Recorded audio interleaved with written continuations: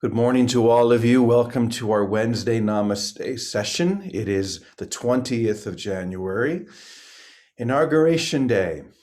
And that is more than just someone being inaugurated a leader of a country. It is our decision, our choice to allow the inauguration of our own beingness into our own divine purpose, allowing ourselves to accept the inauguration that has always been offered to us by the divine, to know that we are here for one reason, and that reason is wholeness. That reason is love and light and grace, to be the full expression and extension of that. And we say yes to that. We accept that today. Today is a symbol of the acceptance that we acknowledge every moment, every day, that we are here only for one reason. We are here to love and serve. That's obviously the only thing that a president or a vice president is inaugurated to do, is to serve. And so we acknowledge that we are here for the same reason. We are here to serve the one. And in serving the one, we open that oneness and that expression within our own hearts so that we may be a living, breathing example of that. So thank you for joining together on this very important day. I hope that whatever you're doing and watching or not watching, or thinking about or not thinking about the inauguration, celebrating, or whatever you choose to do, that you can do that with an open heart, acknowledging the inauguration of your soul into this same high level of service. So, that being said, we're going to talk about sameness today as it relates to oneness. I have just a quick line that I'm going to share that I picked out from a book this morning. And we're going to talk about what this means, and more importantly, what this experience of sameness is, because we're going to realize that the idea of sameness is looked at very differently by both the ego and the soul. We've mentioned this before, that when the ego hears the message of oneness or sameness, it looks at the lowest possible example. Let's say a drug addict on the street, and says, "Are you telling me that we're the same as that?" But what the Christ within you does is it looks at the very highest, the very pinnacle of this expression, and says, "No, we are the same as that. You are the same as that. Everything is the same as that, completely whole and filled with grace." And so this is where we begin, to acknowledge that oneness, that wholeness at the very top of this ladder. So the line that we're going to be looking at today is simply this: what is the same cannot be different, and what is one cannot have separate parts. It's incredible because it seems so obvious. What is the same cannot be different. Okay, that sounds logical, and yet the entire expression and experience of our lives from our split mind is really the opposite of that. Or really the denial of that, because we claim differences in everything. Everything is different, and we celebrate differences. And on this level, yes, celebrating diversity, celebrating differences makes a lot of sense. We're not here to homogenize, but that's on this level. What we're really being called to do is to express at the highest possible level, once again, to allow our hearts to open so that we can see that the truth of who we are and who we have always been is at the very pinnacle of this experience. And we're not called down just to express in separation. Your living example of this is to express everything from the level of wholeness and oneness, to see the divine, to see the Christ, to see the beloved everywhere you go. And in doing this, you'll realize that everything is the same in the Christ, in the beloved, as the Christ, as the beloved, whole and complete and healed. So what is the same cannot be different, and what is one cannot have separate parts. Do you see that we're being called to look through what appears different and separate, to look through it to the truth that is always there, right behind this illusion, this veil? The veil and the illusion is what is trying to convince us that, no, you're separate. No, you're not whole. You're broken. You're incomplete. There's still parts of you that need help. And the truth is, the only true help that is ever going to come to you is to realize the truth, that you are one, that you are whole. And this is the experience. It's not something for us just to say with our mouths or to think with our minds, but to allow ourselves to fall back into and to surrender into this experience. So I think this is a very good day for us to realize this and to begin to practice this, that we are the same, that we are one, that we are whole. And that's what we do here every day. We come to share and to express that sameness and that wholeness, that completion that we share.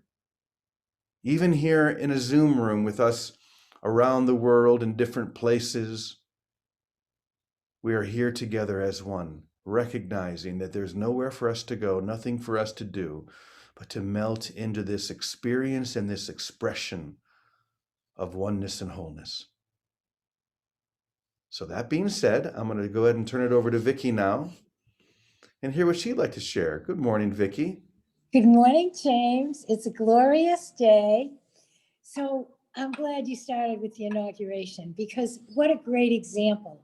From the time of Adams and Jefferson in America, the higher united goal of the people of the United States of America has been simply to uphold a democracy of equality and brotherhood, of the people, by the people, and for the people.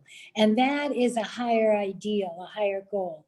And I feel, as we have historically in America watched the transition of power go from one party to the next, we've witnessed that goal being honored. And I truly feel today it will be honored as well.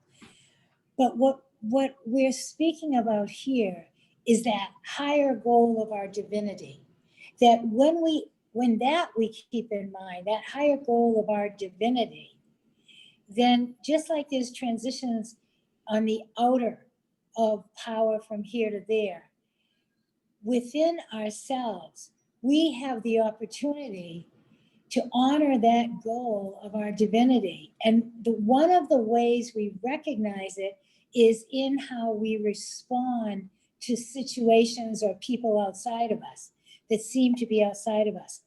If we hold to that one goal of common divinity, that one divinity that we share, then there's one and only one response.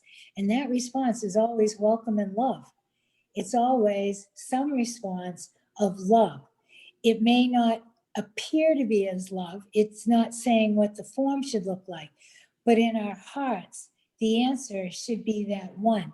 That's our inauguration. That's where we're called to be vigilant. And when we see that we are not being loving, that there is something other than love that wants to fight for a judgment or a position or an opinion, that's the moment we need to go back and ask for that correction within ourselves and come to our own baptism of spirit again, our own inauguration, back into our divinity. It's really simple. And then when we see that we're responding with love, the forms that it takes seem to somehow correlate with the essence of our mind and our hearts. And when that happens individually, and then in families, and then collectively, as it does here in extended families, it becomes the way we see the world, the vision that we end up sharing. So it's a great day of action and of witnessing how a higher goal, and for us to recognize our higher goal and put ourselves under that law of love. Because when we put ourselves under that law of love, then we live in the grace of that love, and we're not subject to what the different masks do in time. Our experience of it will have transcended the mask, and we will help everyone to transcend the mask and realize that our common ground is our divinity, and that's where our unity is. But it is up to each one of us to do that. Yeah. Thank you, Vicki. You know, Thanks, Jermaine. as you're speaking, I'm reminded of several things that have great significance to your life and where you are.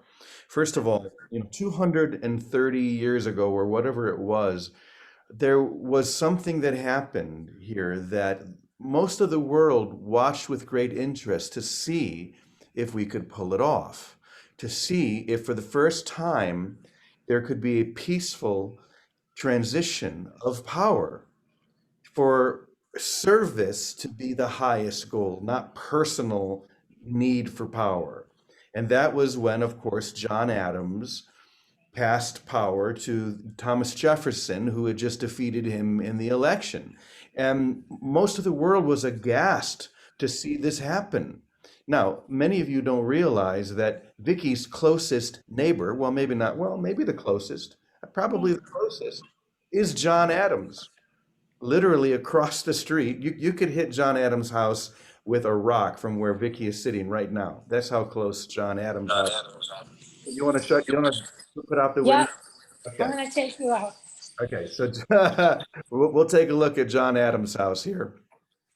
In fact, I'll put Vicky on spotlight. There it is. Okay. So maybe not quite hit with a rock, but almost. There is John Adams' house for us to see. And the interesting thing is that when Adams and Jefferson were rivals and competing against one another, they really had very opposing views and did not like each other at all. Let me go ahead and take us out of that. But the beautiful thing is that they were ultimately able to lay all of that aside and become great friends. And they wrote letters to one another, beautiful letters. And one of the great coincidences and stories in history is that Adams and Jefferson were the two last men alive who signed the Declaration of Independence. And they died on the same day, on the 50th anniversary of signing that Declaration of Independence. These are the miracles of love and forgiveness that come when we lay aside our own personal need for power and accept that we are here to serve the one. We are here to serve the highest high. Also, not very far at all from Vicky's house, if you were to go for a short walk to the center of Quincy, there's a very, very old graveyard there that has many of the Adams family buried. And in particular, there is a man named Henry Adams who is buried there, who he was the first Adams to come over to the United States from England. I think he was maybe the great-great-grandfather of John Adams. And he was forced out of England because of what is called the Dragon Conspiracy. Okay. Now, the Dragon Conspiracy from the English perspective was a group of people.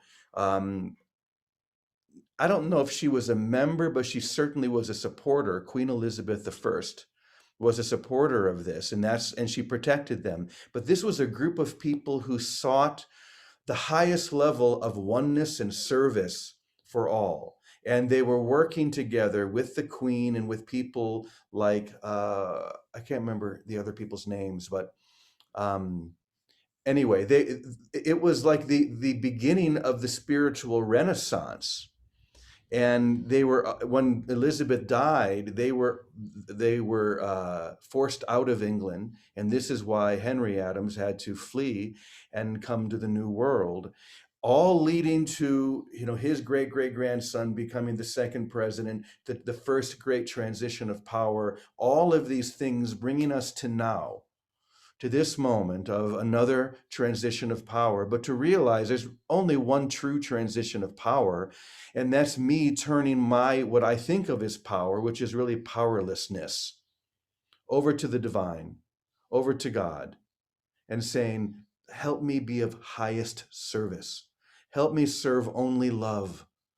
Let me serve only oneness and wholeness. So yes, there is a transition of power. There is an inauguration going on in Washington, D.C. today that started with Jefferson in Washington. But let's remember that it's really about each one of us accepting our own role to serve the one, to serve the highest of the high, the sameness that we share, the oneness that we enjoy. And I'm going to see if Vicky or if Teddy has anything he would like to share, or if Vicky has anything more she'd like to share about her neighbor. Teddy, you have anything you'd like to share?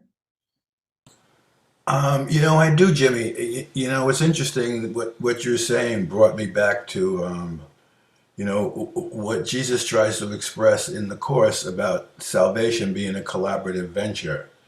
And because we ask for specialness, he uses our specialness each in our own way to fulfill, and he makes it functional. So it says we each have an equal function in God's plan for salvation or the atonement. And everyone's role is equal, yet because you've asked for specialness, it looks like you're doing it a different way, yet you're functioning for the same goal.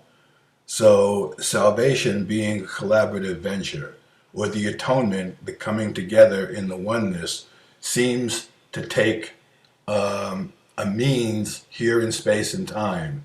And in order for that to happen, each one has a special function which we must fulfill. And the way we understand this, or the way I understand it from what Jesus is saying, is it has already been fulfilled, and we're merely looking on the past as if it's happening now. So each one of us demanded specialness, and each one of us received an equal function in order to demonstrate our specialness and yet still come together as one and bring the sonship together as one. And that has been accomplished. So we've asked for specialness and nothing is denied us. So the idea of specialness was used in terms of function.